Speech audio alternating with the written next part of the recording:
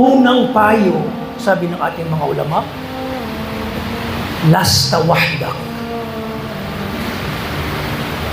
Lagi mong iisipin na hindi ka nag-iisa sa mga problemang ito.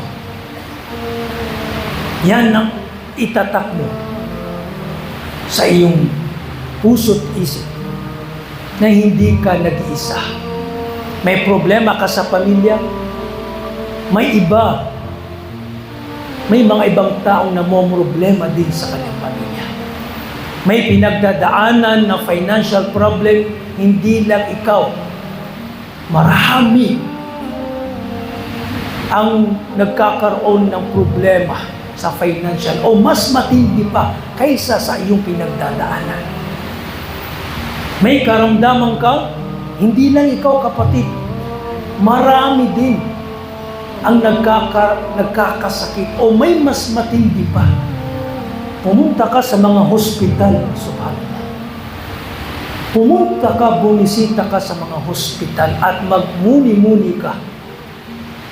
Mapapasabi ka na alhamdulillah, may mas matindi pala sa kalagayan mo ito, subhanallah.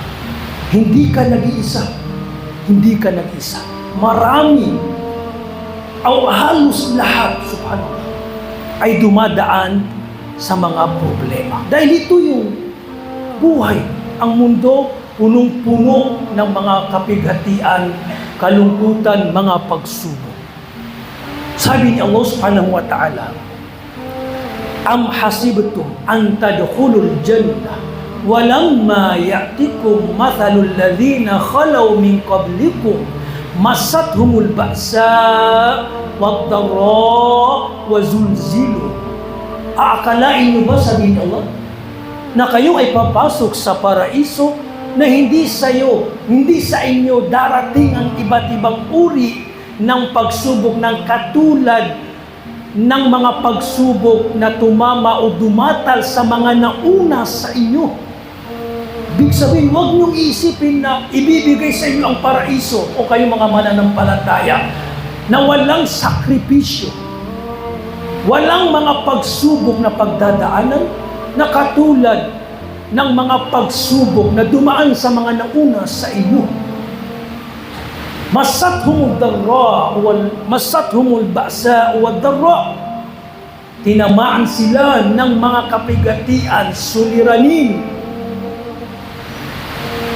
at iba't ibang uri ng mga kalamidad.